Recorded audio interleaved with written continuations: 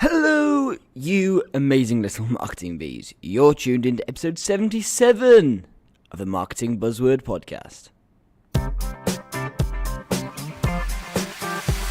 This is the Marketing Buzzword Podcast, the podcast where we dissect the world's most common marketing buzzwords. Hold on tight. We are about to fly around the beehive to see the latest buzzwords that stuck to the marketing bees.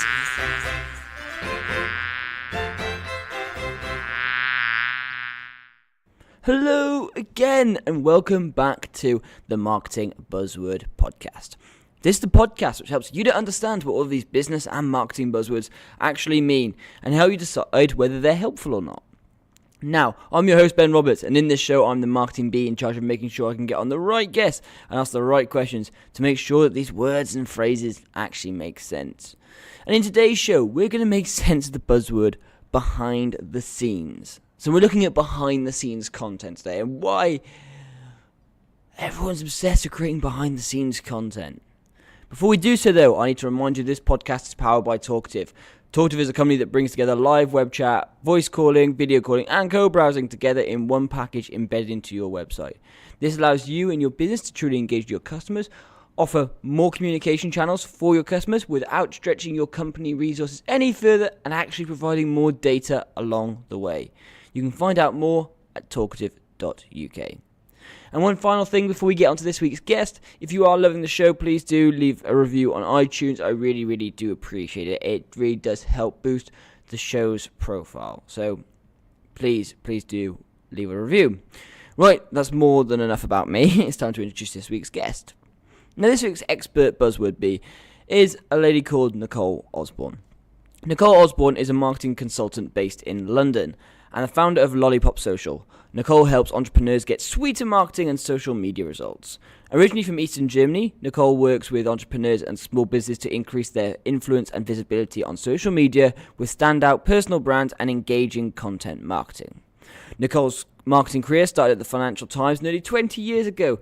She is a chartered marketer and successfully delivered marketing plans for leading brands, social media marketing agencies, and tech startups. She loves to share sweet tips and has been a guest on numerous Twitter chats and marketing podcasts. She is a regular marketing event speaker, talking about how to increase visibility and get better results with on-brand and non-vanilla content. She recently launched her new vlog series, Wunderbar, the marketing efficiency show, with time-saving tips for people who want to grow their audience and feel proud again of how they come across social. She's also the co-founder of Go With The Pro, a brand new online membership group which helps social media and digital marketing freelancers to grow their businesses. Why not join the hashtag Go With The Pro Twitter chat every Thursday at 8 p.m. and that's GMT time. So, that's Nicole Osborne, and that's enough from me. Let's get on with the show. Hi, Nicole, and welcome to the podcast. Hi, Ben. Thanks for having me. Oh, no, the pleasure is absolutely all mine. I'm so glad we can make this happen. Yes, I know. I pulled up once, didn't I? But I'm here today. All ready to I go. was going to leave that bit out there. The people, the listeners did not need to know that. No, Nicole was perfectly on time. I was even late today, but we're fine. We're here. We're making it. But it's all about behind the scenes, right? We're sharing real life stories now. Oh, look at this! Look at it. This is seamless. Look at it. We're just waffling, but somehow it's worked right away into the title of the episode. So yes, behind the scenes. So I'm going to start off and say to you, behind the scenes content, that surely doesn't have any impact upon sales. As a business, you're there to make money. And actually, do people really care about what goes on behind the scenes? They care that you delivering a good final product to them. Why should you be creating behind the scenes content? Because it just seems potentially like you're wasting time.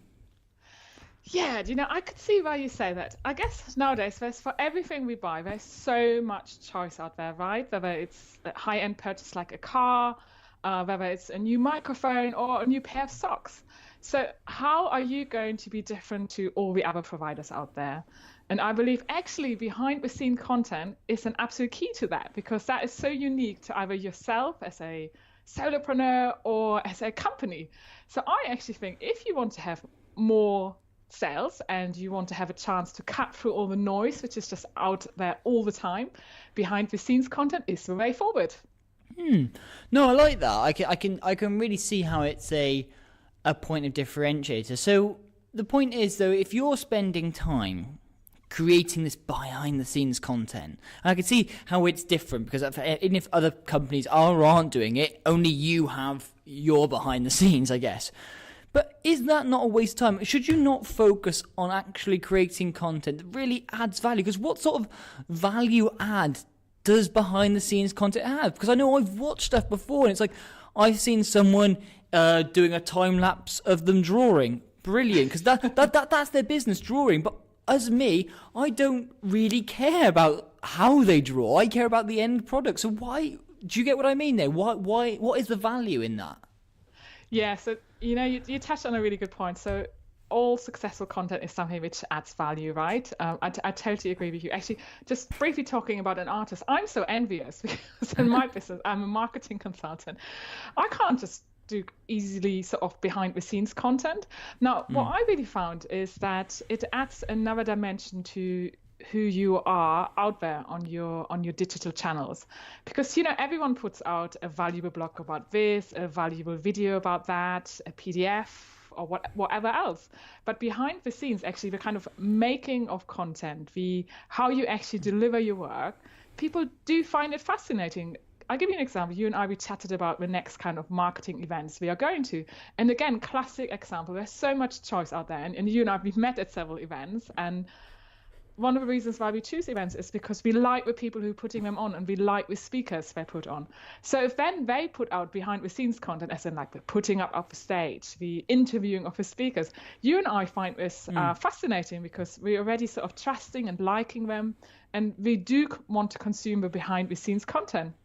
So it's adding valuable information and an additional dimension to valuable information, because just sharing how-to guides or 5 things you must know can be a bit boring, and behind the scenes content really gives you an opportunity to spice things up a bit and to show your personality. And surely, whether you're selling a car or you're selling a book or an event, it's all about a feeling you sell, how it makes people feel. No, I love that idea. I love that example you gave of the events, because with the events, and once you've already been to an event, or even if you're thinking about going to them, what is that point of differentiator? Okay, so look, they're actually spending the time doing these things. Okay, does that make the event better? Maybe not, but actually you feel a lot more invested in it.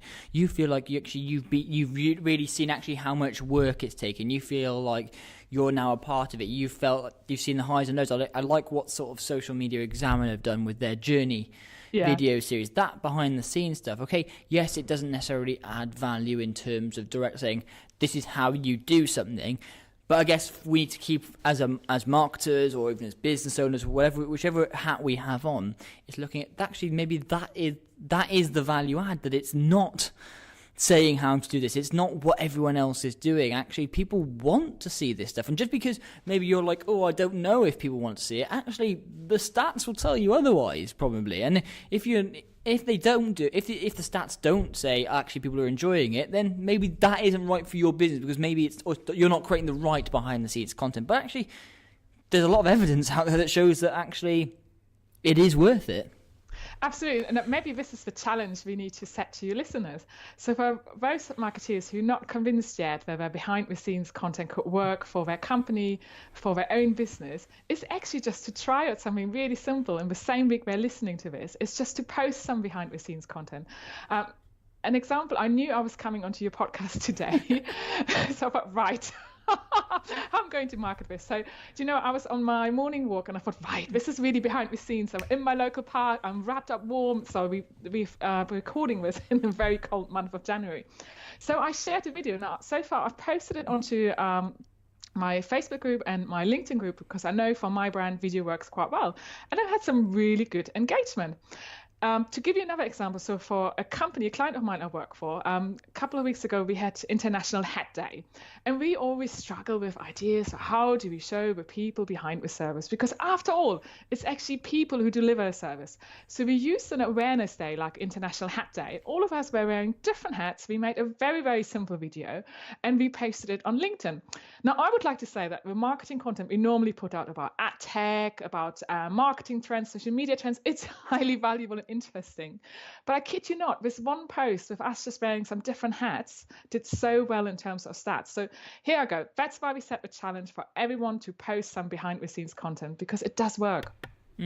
No, I love this. And I think actually that's one of the things is people forget that even on LinkedIn, it's people that really drive it. And actually some of the biggest posts that you see go viral, actually, I don't think I've ever seen a post where someone's put a PDF or a link where it's particularly gone viral. And yes, I've seen videos where they've talked about certain things that have happened and maybe go viral, but actually the ones that really go viral are the ones that got a real personal element to them. So my colleague here, Patsy at Talkative, she posted a video of herself on her birthday holding a cake, and she did a little wiggle, and she talked about actually and that was this little boomerang, and that lasted 2 or 3 seconds, which is fine.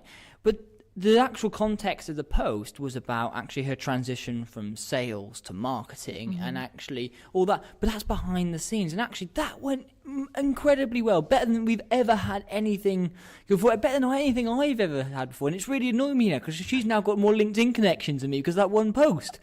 But that's the power of it, though, isn't it? It's actually now that has opened up a network, that's opened up new opportunities and ideas that actually, had you not done any behind the scenes, had you not done this real personal sort of post, actually, that's actually can make a huge difference. You don't have to post content, drive home sales messages, and it has to be like loads of value add in every one. It's actually, how can you maybe do things a little bit different? So I loved your examples there. Thank you. And you know the beauty of the example you mentioned, your colleague. So most people would have seen a relatively humorous boomerang. So it's probably put a smile on their face. And as soon as you can evoke an emotion with your content, you're halfway there because, you know, you really connect with your audience then. So I would argue that actually, yes, some might say that actually behind the scenes content is so easy to make and la-di-la-di-la. I actually think it does take some careful planning. You know, you've got to sort of think, where does it really fit into my content marketing strategy? Because if it doesn't really fit into what you're trying to say, and I'm not saying trying to sell, of course we are here to make money, but content marketing is about also creating valuable content, which part of it, your solution is the sales proposition. But you've got to plan your behind the scenes content because not all behind the scenes content is equal. You know, I think if you can make people smile, or if you can make them reconsider something, I think that's a really good strategy to use. Yeah, no, I really like that, and I think that's one of the things that we do get caught up with sometimes in social media. Social media is almost the one medium or one set of channels that people don't put enough preparation into. People will always plan adverts. They will always plan like a video series, like a proper video series, like the old school video series. When they go to events, they plan them. It's rare that you do anything on the fly. Whereas social media, people love to do on the fly. And actually, it's, yes, some of that will take off because actually you could argue that it's quite raw and actually that it's less planned, which needs there, but it needs to be less planned, but within a plan. So it's like if it's almost like no one panics if it's part of the plan, and it's like if your plan is to create off the cuff content, that fits in with your brand, amazing. But actually, if your plan is to do X, Y, Z, and then you suddenly just go and do something off the side, then it doesn't work together. And it's trying to find that balance between it all. Yeah, I agree with you. And I guess that's where a good sort of social media strategy comes into place, where you know what your end goal is really and how you're going to get there. Now, I think off the cuff, behind the scenes content is relatively easy if it's just you in your company. But even then you have to think about, okay, so my audience, what do they care about? Which channels do they hang out on? To really make it bespoke to them. But when you're a company, I would argue that good behind the scenes content is much more staged, even though it shouldn't feel staged. So that's much more challenging. And when I work with my clients, it's all about increasing their visibility with their marketing channels, and good behind the scenes content, which is well thought out and it's not produced last minute. Even when you say maybe it's from a team lunch, then you might need to make sure it's filmed early as opposed to by the time everyone had a drink and maybe doesn't look as quite as presentable. So it's got to be planned. That's an interesting point. So I guess one of the notes that I wrote down here is sort of like how you do it. And obviously one of the things you've mentioned is planning. Now, is behind the scenes content something that you can batch? Is because if you the way I'd argue it is if you batching content, yes, it may be behind the scenes, but actually does it become irrelevant? I guess maybe that depends upon the style or the type of behind the scenes content. What are your thoughts around that? Because that's the one concern I have, maybe, because we're all time poor. We all want to create more content, and we all want to create, well, not necessarily we want to create more content. We want to make sure that our content has a purpose. Yeah. And actually, you want to make sure that you're not wasting your time and you're not wasting your audience's time. So should you batch it, or is that how does that work from your experience, Nicole? Yeah, good question. So I personally, I love batching content because I am German and it's much more efficient. With behind the scenes content for companies, smaller agencies, batching, I am not sure, because often you share things which happen on a specific day. Let's say if it's like a breakfast meeting or like a team lunch. What you should definitely do is to plan it in advance so that you always have a few things. There's always a couple of pictures of you maybe reading something on your computer screen in a company or people just having a chat in a beautiful corner. You can kind of take a few pictures, and then if you have a day where there's nothing planned, nothing else happening, you can share. So whilst I generally really like batch filming, and I can never pronounce it very well, I just feel for behind the scenes content for a sort of company, not so good.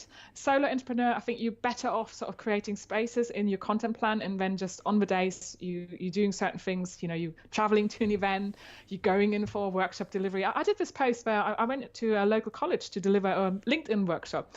And I did a video on the way there. I shared my sketch for planning my presentation. So these kind of things I just created as they were happening, and I just made sure I posted them at the right time. So it was all well planned, but not necessarily batched. No. What do you think, Ben? Is there a way of batching it?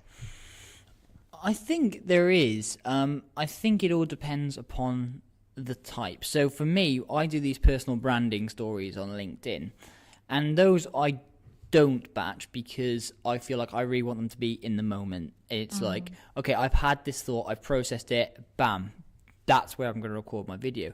But I've also thought, actually, this is the type of thing I could very easily batch, because this actually it suits the style of behind the scenes content that I want to produce for that.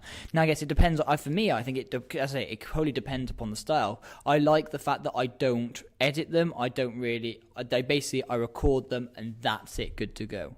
Whereas actually, people could very easily bulk do 6-7 in front of a white screen. They spend a whole day making them really professional, slick. Yeah.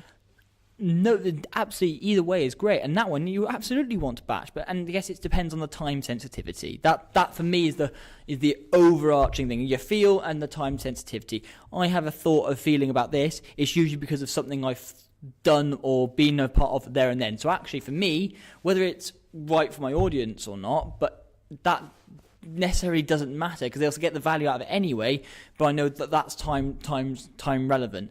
There are other bits of content I could just create any time, because actually it's not really time sensitive. If I post it today or I post it in 3 weeks time, the results largely going to be similar, but actually it means that I can actually time things a bit better. So just posting them up in the morning because I can, I've actually spread the load a little bit more. So I think in terms of making sure that you can reach more people in a better time frame, batching is definitely the way forward.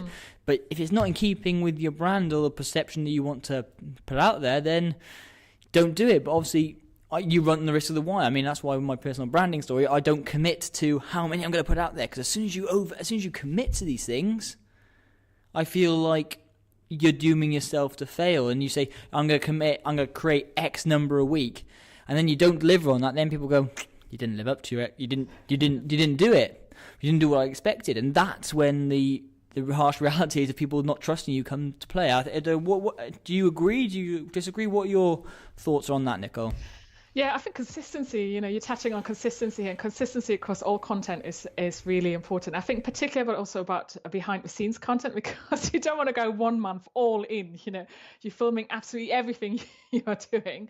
And then the next month you do nothing, because it's all about your audience coming to expect these things. And it's easier to take your audience on a journey if you're more consistent. It's easier for you to produce, whether it's for yourself or for a bigger company.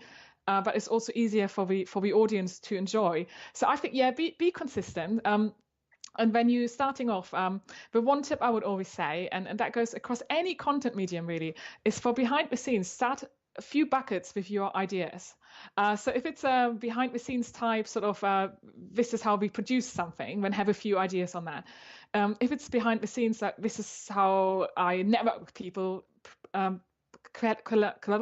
so I don't know where this went through, but it's collect some ideas on that. So when you start producing it, you won't struggle with new ideas. You can obviously rely on the things which happen on the day or happen on that week, but you also got your bucket with ideas you can go back to. And in this way, you can really ensure consistency. I love that. I said, Evernote is like my best friend. So for these personal branding story videos, I've probably got about 60 different potential topics in there. So I'm never short of one. So if I don't have anything that particularly happened on the day, I can create something there. I absolutely love that bit of advice, Nicole. I think that is it, isn't it? Because that way, if you are going to be producing in the moment, or you want to batch, and you say, I want to batch, and actually you've got time to come up with ideas, then put them in a pile. And actually when you come back to that pile, you've got stuff. Or if you're ever you're going week to week or day to day, whichever way you're creating it. Because I know a lot of people are doing these challenges where they do like 90 days of posting videos on LinkedIn, 30 days, whatever it is. Actually, if you had that bulk content before, it'd be quite, for me, I feel like it would be quite easy to do 90 days if you've already planned out 90 days worth of content. Or even if you haven't necessarily planned out 90 days of content, you've planned out half of it, then you'll be saying things and you go, oh, that'll be another idea there. Or I can develop that later on, however I want to. But if you didn't have all that stuff written down, you'd literally be scrambling around your brain thinking, I've got to think of something. And actually then the value, the quality of, not necessarily your video, but the quality of what you're trying to convey isn't quite there. Yeah, completely. So definitely have buckets full of ideas, and then make time in your diary to make things happen, whether that's you working with a company or you're working for yourself. Have it in your diary that this is when I'm going to create content, this is when I'm going to promote also behind the scenes content. And that way you should be fine. And then, as you said right from the beginning, so important to look at your stats, what kind of content is performing well on which channels, and then really concentrate on the channels where you get the best results, whether that's people completing your lead generation form, or people coming to your website, or the amount of times they're reading your content. Whatever it is, what your key metric is, stick to that, because then you can only do better in the future. Absolutely love that. I want to go back to something you mentioned earlier, so hopefully you remember this now. You mentioned about the journey. Now, so you look at behind the scenes content, there's a couple of different ways in which you could do it. So how important is it that you have a narrative that runs through your behind the scenes content? Is that something that goes from business to business, or is it something that you would advise a lot of businesses should do, is trying to create that narrative? Because I can imagine you're going there thinking, I can create this behind the scenes content, but I don't know how to make it emotive, or I don't know how to flow. So how important is that narrative and that journey through your behind the scenes content? I think it's absolutely important that you have in mind what your brand values are, how you want to be perceived, what your audience cares about. So for a company, you would come up with your brand values. Actually, I would argue it's the same with a solopreneur. You've got to know what you are about, why you're different than anyone else. I'm not saying necessarily you have to say all the time why you're better, but you've got to be able to say why you're different. So if you've done that kind of homework, and I kind of get away with calling it homework, if you do your branding homework, it'll be much easier for you to have a consistent narrative. Now, I'll give you an example. John Experience, I know he's been one of your guests, and we all love his content. He's a super helpful technical copywriter, and everything he does has got that as a framework, and that's such a powerful narrative, because that's what people remember him for. And then, in addition to that, he delivers on that. So John Experience is a great example for myself. I did the whole branding homework, and for me it was all about not pretending that I'm absolutely perfect, that I know it all, but actually to share my stumbling blocks. So I now help entrepreneurs to become more visible on social with a better personal brand. So I talk a lot about, well, okay, so if you get into video marketing, this might be what you struggle with. I'll give you an example. I hated the sound of my own voice. I thought my bum would look big on camera, and I just didn't think I had anything interesting to say. So my narrative is actually that I show vulnerability, that I show the kind of fears I face, but then also give advice on how to overcome them. Now, because I do that, my audience now knows if they go into my YouTube channel, if they read my blog, this is what they'll get. With companies, it's exactly the same. If you are consistent in your style, I mean, let's just look at Innocent. Now, I know it's a really old story, but Innocent are so good at behind the scenes content. They share what they're up to in their headquarters. Their founders talk about how they came up with their business ideas. They let their team members out there on social, which a lot of companies actually don't like doing, is actually showing the people behind the brand. And it's so important. And I think Innocent do it so well. And the public loves them for it. I mean, there's so many nowadays. There's so many fruit smoothies, health drinks, you name them. But because they have this really strong narrative and they use that in their social and their behind the scenes content, it does really work, and they're very memorable. No, I really like that idea, and again, it's a bit of a timeless classic, though, isn't it? And Innocent have done so well, and they're able. People will recall them so often because it is so powerful, and it's so. I don't know. It's an example that everyone can understand because the context is so clear. Now, there's a concern that I have around this, Nicole. So hear me out on this one. Oh God, I sound really negative, don't I? Moaning. But no, this is. I think it's actually quite a good. It's quite a good sort of potential negative. So stay with me. Okay. Is why would I want to see your flaws and vulnerabilities? No, it's not. I'm not saying that I don't want to see them, but I'm going out there and I'm going to pay for your services. I don't know.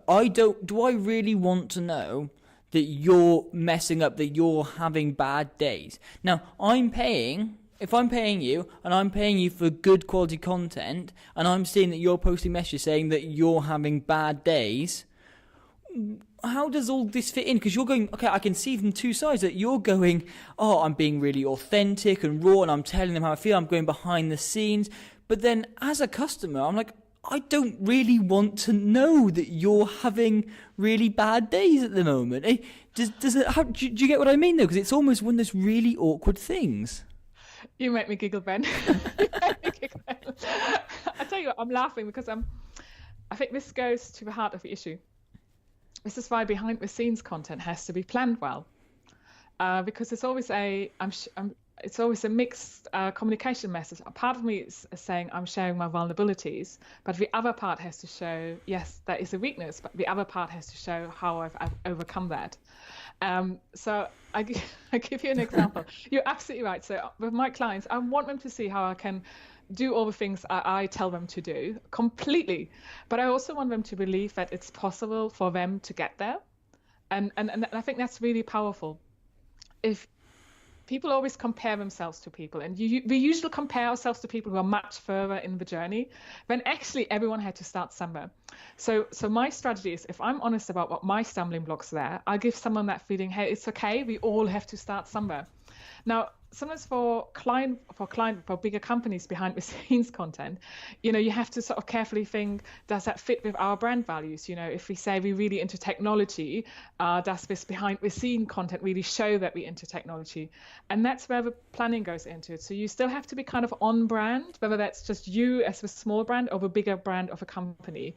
So it isn't as black as white, and careful thought has to go into it. But I wouldn't want anyone to see these as stumbling blocks. You can overcome them. Just plan your behind the scenes content.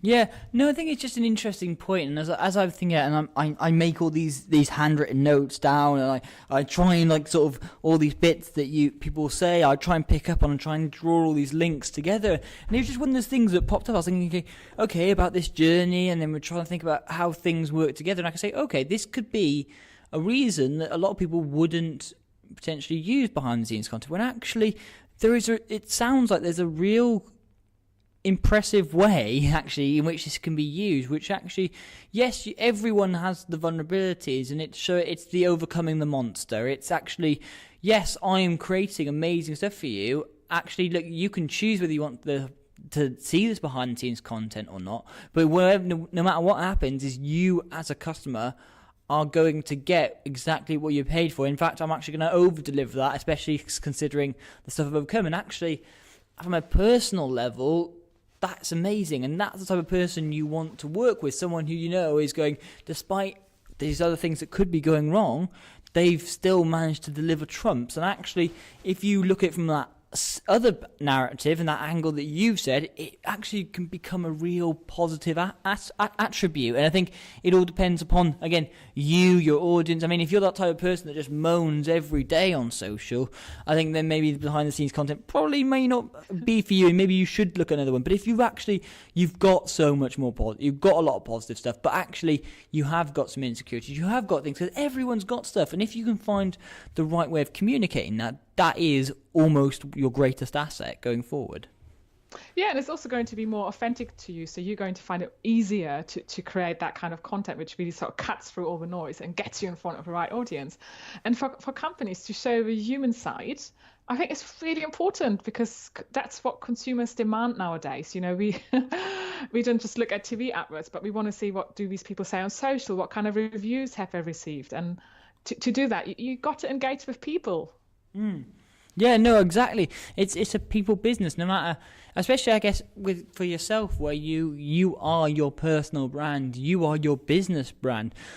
Everything you do is reflecting upon you, and actually, as long as you're consistent, your messaging is staying the same. So when people click on any Nicole Osborne social media channel, they will see your picture that's sort of the same across all of them. They'll see the lollipops, they'll see the sweet like social stuff, and actually they know that even if this one post actually is part of a much bigger sort of almost advert about what Nicole is, and that's just one thing, saying yes, everyone's got these bits, but actually piece it all together, and actually it's an incredible body of work which has a huge number of elements to it, and that is damn impressive. Well, thank you. And that's why it goes back to, if you do your branding homework right at the beginning, so you know what you're about and what you want to be known for and seen as, this behind the scene content, I'm not saying it's easy peasy, but it'll become so much more natural, and you won't struggle doing it. Do you know the biggest thing I find is that, particularly on LinkedIn, the fear of being judged, the need to be perfect. But actually, even when you're in B2B and you're looking for a new supplier, let's say whether it's for your video marketing or for your stationery, you've got to be ordering through a person at the end of the phone. So it's people to people. It's not so much, of course, it's about prices, about quality of service, but it's also about who you're going to be working with. In my corporate career, I was working at the Financial Times. We were in a position where we had marketing agencies, and of course there were pitches and presentations and proposals, but it also came down to the people delivering them and how I could imagine myself working with them. And that's why I think behind the scenes is so powerful, whether you're a smaller company, bigger company, or a solopreneur, because that's where you can really show off what you are about. Yeah, no, I love that. And again, I think that last point last point you just sort of made there is actually, it doesn't matter what size of companies, because some people will look at it going from a case of, you need to have a look at this. You need to come from a big brand perspective. Someone you need to actually, it's much you do when you're a small company. But again, there are a huge number of twos and fro's. You probably just have slightly more, I don't know if you'd have necessarily more security issues with a big one, because actually it all depends on the industry. I think there is scope and place for absolutely all sorts of businesses, all sorts of industries with behind the scenes content. Don't just think, oh, I'm an accountant, no one cares. Actually, if you did accounting videos while you were cooking, you could be the cooking accountant, and you've got this behind the scenes video of you talking about accounting while you're cooking. This is something that helps you stand out as a bit different. That's real, it's you cooking, and that's what you love doing, but also you're still talking about accounting, and it still resonates with people. That's an audience, that's behind the scenes content that people can buy into, because you're adding value, you're doing something a bit different, because accounting can be seen as quite a stale world. So why wouldn't you want to be the cooking accountant? That's a name that you could buy into. I mean, hopefully I've given someone an idea there. Do you know, I agree. I was recently asked to complete a LinkedIn strategy, and the best thing you can do, actually, rather than looking at examples in your own sector, look across a spectrum of sectors, because you want to be inspired by other people doing really brilliant work in different sectors, and then you can cherry pick that for your own approach. Because if you just look at your own sector, you just end up sounding and looking like everyone else. So next time you think about what's my behind the scenes strategy, my social media strategy, my content marketing strategy, look across all sectors and become that cooking accountant. I think it's an excellent idea. And I'm just thinking back of when I was choosing my accountant, and the fact that my accountant does videos when he goes for a walk. It's like, hey, it's my kind of guy. Yeah. So I think you absolutely got a point. You know, when you stand out in a good way, you connect with people and your audience grows. And at the end of the day, that's what we want to do. We want our audience to grow because we want to sell our services when we're ready to make a purchasing decision to that person. So use everything you've got, and behind the scenes is a powerful ammunition for that. Oh, yeah, absolutely love that, Nicole. No, thank you so much for your time today. It's been an absolute pleasure. I think we've there's so much juicy value that we've got from that, and I've just made so many cool notes down about trying to piece all these bits together. So I know that I've learned a lot, and I know that everyone who's listening will have learned a lot. So thank you so much for coming on today. Oh, thank you so much for having me. For me, actually, behind the scenes content is the flavour of a month for the next 2 months. I've got a couple of speaking engagements coming up, one with Lucy Hall and one with the agency Trailblazer. And I want to talk about using personal branding and behind the scenes content to really grow your network and influence. So I was so pleased you invited me today, because for me, it's like a start of like a 3-month journey where I really want to nail behind the scenes content. I want to allow everyone to learn more about it. So thank you for having me. Oh, no, absolutely. The pleasure is all mine. I'll look forward to sort of hearing about those. But before I let you go, Nicole, you thought you were going to get away with this. Then I could see it I could sense it in your voice. So before I let you go, Nicole, I need to ask you, what are the marketing buzzwords are you loving or hating right now? What is grinding your gears? What is in your pestle or mortar right now is making you go, and what is actually you going, yes, I love this term. This is amazing. Okay, so the one I really struggle with, because I kind of have a love-hate relationship with it, because I think it's so essential, but I feel I can never openly use it in front of clients, is the word strategy. And you know, it's just, I think having a strategy is like so essential. You need to know where you're going, you need to know how to measure whether you're doing it. But actually people just hate it, because I think it's sort of going back sort of maybe 10, 20 years when word strategy always involved like tons and tons of pages of reports and sort of pestle analysis and SWOT analysis and you name it. So for me, the word, which I really struggle with because I use it all the time in my head, but I feel I can't use it outside, is strategy. Yeah, I can definitely see that one. I think it's definitely a term there. I think the biggest thing for me is when people get mixed up between strategy and tactics. That's the biggest one. It's like, what's our strategy? Well, that's not a strategy. That's just some tactics that you're going to use to do that. It's like, oh, what's our video strategy? And it's just trying to, okay, you got a video strategy. So what tactics are you going to use in between there? And it's trying to get those people where people get mixed up, and then they just seem to default to strategy because strategy sounds more grand than tactics. So it's a really interesting point. I really love. That's not one that's come up before. So no, I really like that one. Oh, good. And then the second one, algorithms. Now, for us in the know with social media, obviously, like thinking about the algorithm is like second nature, right?